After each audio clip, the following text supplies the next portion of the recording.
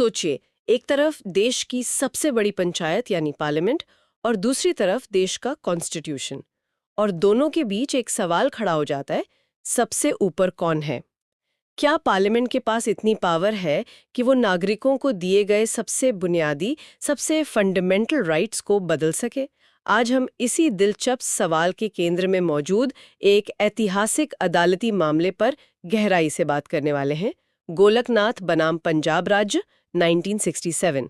हमारे पास जो स्रोत हैं वो इस मामले की पूरी कहानी बताते हैं कि ये क्यों शुरू हुआ, इसमें क्या बहस हुई और इसका भारतीय लोकतंत्र पर क्या और कितना गहरा असर पड़ा। और ये सिर्फ एक कानूनी मामला नहीं था, इसे आप जुडिशरी और पार्लियामेंट के बीच पावर बैलेंस को लेकर एक सीधी टक्कर कह सकते हैं।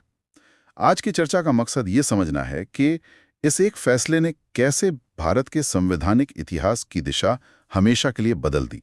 तो चलिए इसे खोल कर समझते हैं। ये कहानी शुरू होती है पंजाब के दो भाइयों से, है ना, हेनरी और विलियम गोलकनाथ। जी हाँ, उनके पास जालंधर में खेती की काफी जमीन थी, करीब 500 एकड़। 500 एकड़। हाँ, और वो उस पर पीढ़ियों से खेती करते आ रहे थे। लेकिन फिर 1953 में पंजाब सरकार एक कानून लाती है, Punjab security and land tenures act. अच्छा, ये लैंड रिफॉर्म्स वाला दौर था। बिल्कुल। और इस कानून का मकसद था जमीन की जमाखोरी को रोकना। कानून के तहत कोई भी परिवार 30 स्टैंडर्ड एकड़ से ज्यादा जमीन नहीं रख सकता था।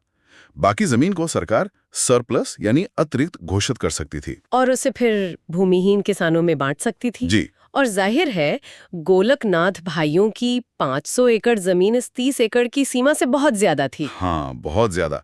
तो सरकार ने उनकी ज्यादातर जमीन को सरप्लस घोषित कर दिया। बिल्कुल। और यहीं पर गोलकनाथ बंधुओं ने एक बहुत बड़ा कदम उठाया। उन्होंने इसे सिर्फ अपनी जमीन का मामला नहीं माना, उन्होंने इसे सीधे सीधे अपने मौलिक अधिकारों का हनन बताया। सही पकड़ा। उनका तर्क था कि जमीन उनकी प्राइवेट प्रॉपर्टी है और सरकार उनसे इसे छीन नहीं सकती।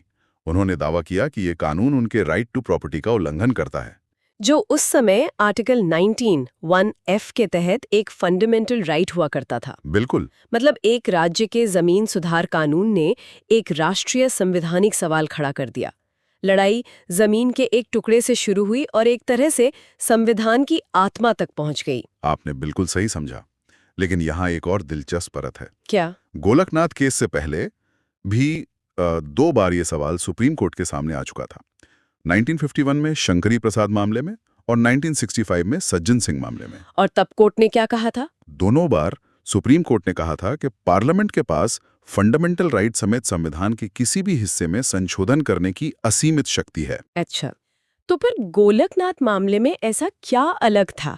जब सुप्रीम कोर्ट पहले ही 2 बार सरकार के पक्ष में फैसला दे चुका था, तो तीसरी बार इस मामले को इतनी गंभीरता से क्यों लिया गया? यही इस केस का सबसे बड़ा टर्निंग पॉइंट है। गोलकनाथ के वकीलों ने कोर्ट से अपने ही पुराने फैसलों पर फिर से विचार करने को कहा।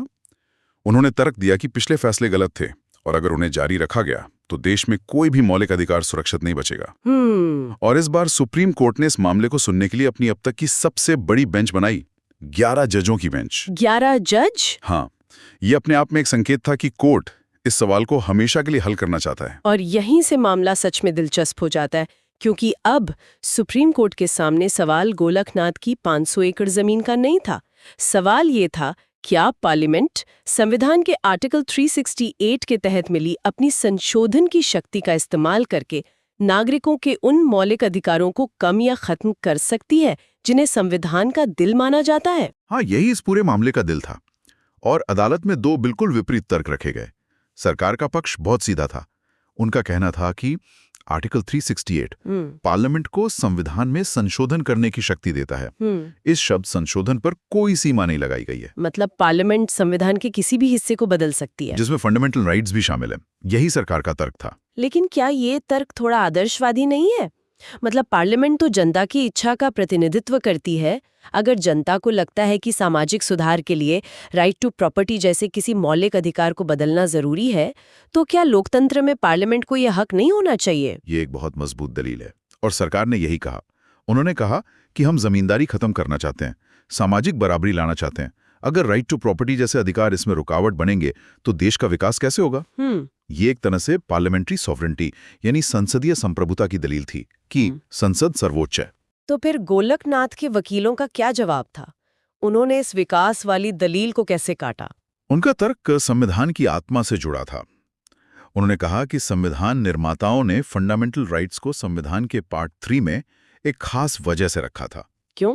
वे जानते थे कि भविष्य में कोई सरकार अपने बहुमत के दम पर नागरिकों के अधिकार छीनने की कोशिश कर सकती है। इसीलिए उन्होंने इन अधिकारों को मौलिक बनाया, यानी ये वो नींव हैं जिन पर लोकतंत्र का ढांचा खड़ा है। अच्छा। ये अधिकार पवित्र हैं और पार्लियामेंट की पहुंच से बाहर होने चाहिए। उनका तर्क था कि आर्टिकल 368 पार्लियामेंट को संविधान में संशोधन करने की शक्ति देता है, न कि उसे फिर से लिखने या उसकी आत्मा को नष्ट करने की। ये तो एक तरह से शक्ति का सीधा टकराव हुआ। एक तरफ जनता का प्रतिनिधित्व करने वाली संसद और उसके सामाजिक लक्ष्य, और दूसरी तरफ व्यक्ति के वो अधिकार जिन्हें किसी भी हालत में छीना नहीं जा सकता। 11 जजों की बेंच के लिए ये फैसला लेना कितना मुश्किल रहा होगा? बहुत ज्यादा मुश्किल, और ये फैसले के नतीजे में भी दिखा। ये फैसला 6-5 के बहुमत से आया।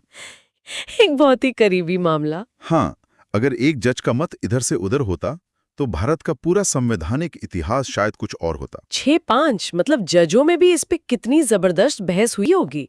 मुझे ये समझने में दिलचस्पी है कि जो 6 जज बहुमत में थे, उन्होंने संसद की शक्ति को सीमित करने के लिए इतना बड़ा कदम किस आधार पर उठाया? आखिर संविधान में संशोधन की शक्ति तो साफ साफ लिखी हुई है। उन्होंने एक बहुत ही, आप कह सकते हैं, शानदार कानूनी तर्क दिया।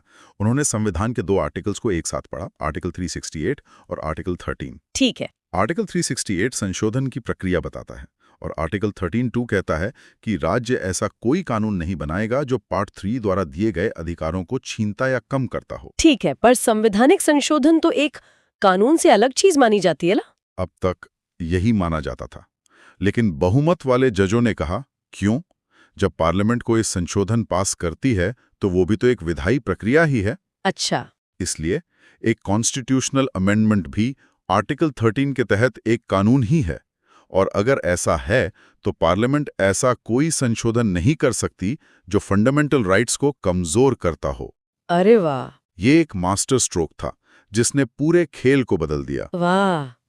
मतलब उन्होंने एक ही तर्क से पार्लियामेंट की असीमित शक्ति पर एक संवैधानिक ब्रेक लगा दिया। हमारे स्रोत बताते हैं कि कोर्ट ने एक बहुत मजबूत बात कही। उन्होंने कहा कि मौलिक अधिकार ट्रांसेंडेंटल एंड इम्यूटेबल है। अलौकिक और अपरिवर्तनीय। ये बहुत भारी शब्द है। और ये शब्द अलौकिक, अपरिवर्तनीय, ये सिर्फ कानूनी भाषा नहीं थी, ये एक राजनीतिक बयान था। आपको 1960s के दशक का माहौल समझना होगा।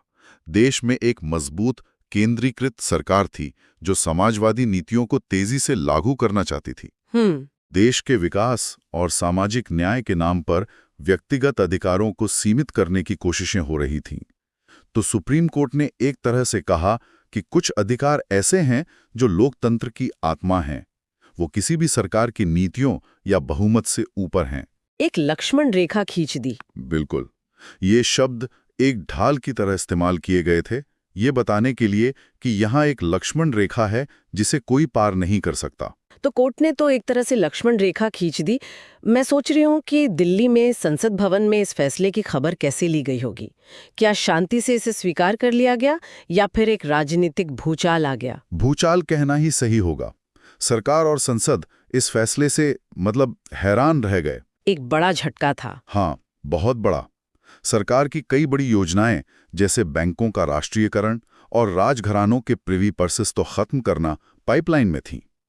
इन सब के लिए संपत्ति के अधिकार में हस्तक्षेप करना जरूरी माना जा रहा था। इस फैसले ने सरकार के हाथ बांध दिए।